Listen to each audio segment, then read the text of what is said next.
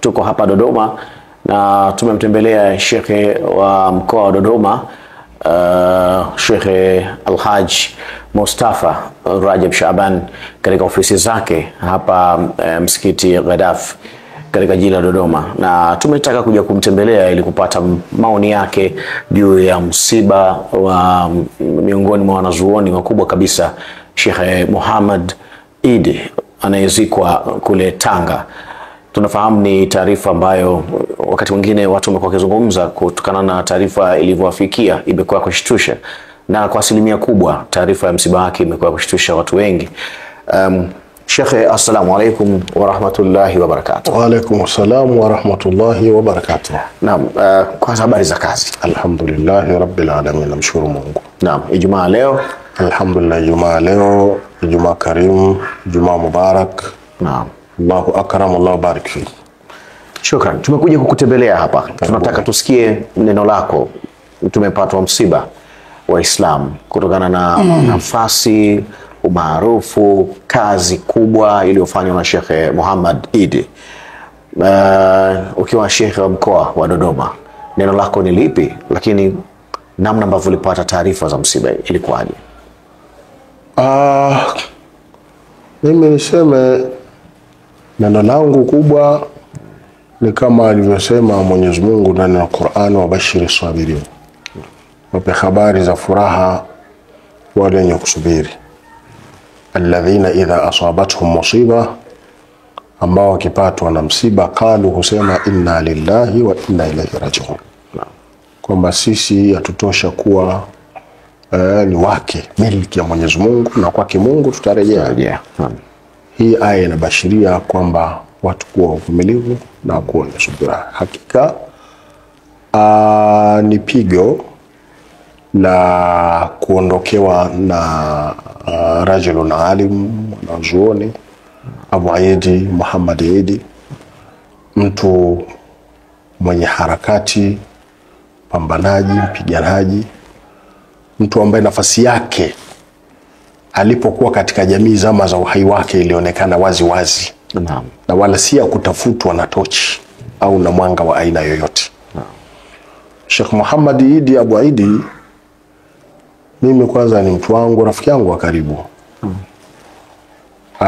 Na sana tulikuwa tukikutana mara kwa mara pale jijini Tanga. Naam. Katika chuo cha Tamta au Shamsia.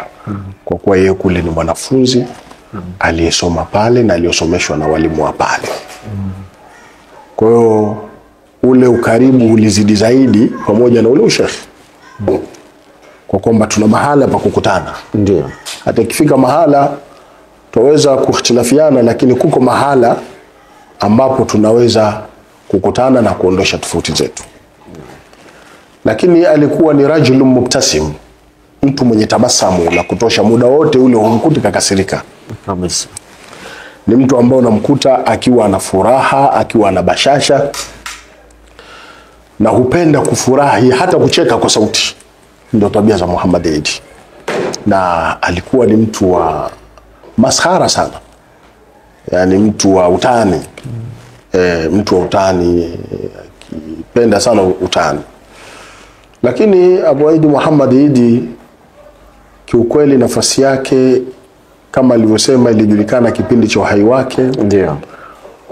Alikuwa ni dai, mlinganiaji mzuri. Alikuwa ni mtu mwenye kuamrisha mema, ni mtu mwenye kukataza mabaya, kupitia mimbari za misikiti, kupitia hadhira za maulidi, mikusanyiko ya aina mbalimbali, lakini kupitia television na hata kushuhudia kipindi chake katika Ar-Risala. Naam. Alikuwa na kipindi ambacho kinazungumzia mambo sana ya kijamii. Watu wakipiga simu mbalimbali kutoka Omani, wapi ndani ya nchi, nje ya nchi, kuuliza masaili yao. Na kupitia yeye nyumba nyingi zilitengemaa zikakaa vizuri kupitia dawa yake.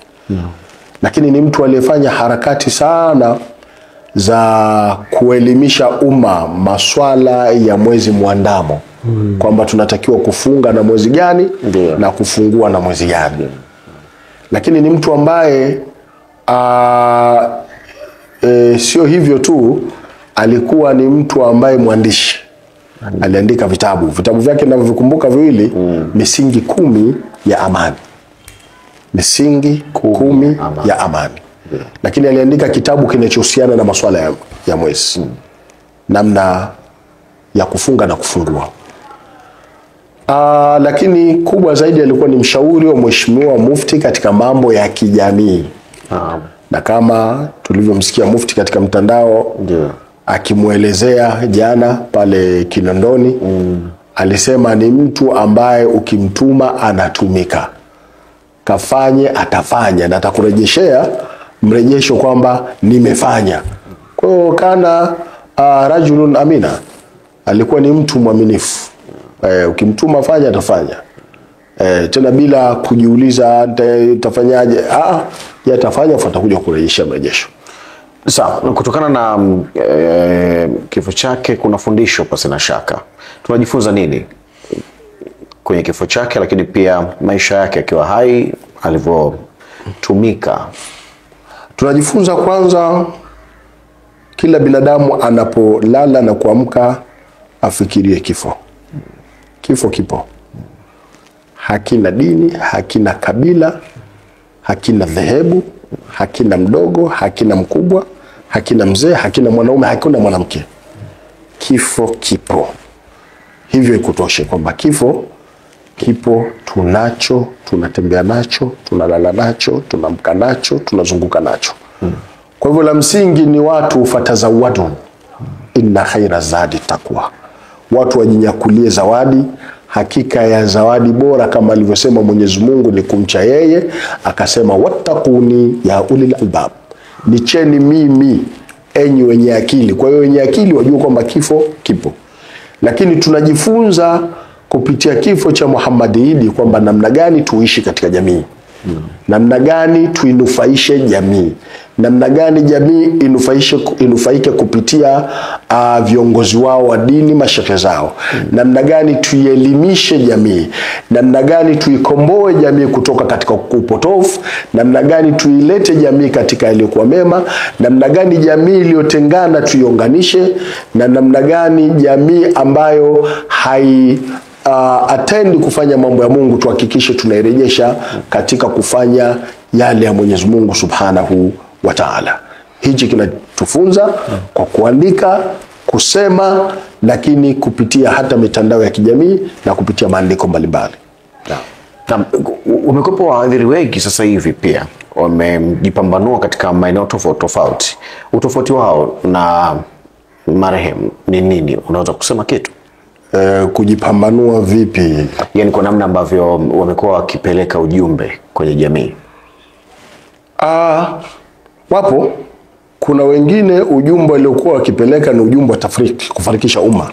Lakini kuna watu ambao wanaopeleka ujumbe katika jamii, ujumbe wao ni wa manufaa, wa kunufaisha umma, kunufaisha taifa, kunufaisha nchi, kunufaisha serikali, kunufaisha viongozi, lakini kunufaisha hata vizazi vijavyo baadaye. Ujumbe kama huu na watu kama hawa ni muhimu sana waendelee na kazi hiyo njema, nzuri, iliyotukuka. Hususan ndio kazi aliyokuwa akifanya sana Sheikh Muhammad Idi Abu Aidi. Neno lako sasa kwa umma unautazama, lakini pia Waislamu, kutokana na hili ambalo leo tunalizungumza hapa juu ya kifo cha Sheikh Muhammad Idi. Mimi neno langu niseme kwa namshukuru Mwenyezi Mungu, sisi tumemzungumza leo katika Masjid Gaddafi baada ya swala na tumemswalia. Salatul ghaiba ala aljanaza au salatul janaza ala alghaib.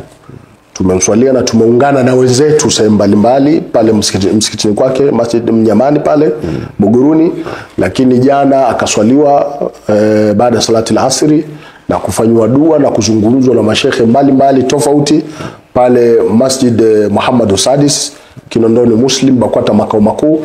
Na leo nakasafirishwa kuelekea kule nyumbani kwao, kijijini kwao, wilayani Handeni mkoani Tanga, kijiji cha Mkata. Kwa hiyo leo ameswaliwa kule na sisi tumemswalia hapa, swala ya mbali, swala ya jeneza ya ghaib, na tumemwombea maghfira na tumezungumza wasifu wake mbele ya waumini wajue kwamba umeondokewa na kiongozi ambapo amekufa, lakini aliyoyaacha bado yapo hai na yataendelea kufanya kazi. Naam. Naam. Kushukuru sana. Jazakallah khair. Shukran sana. Asante sana.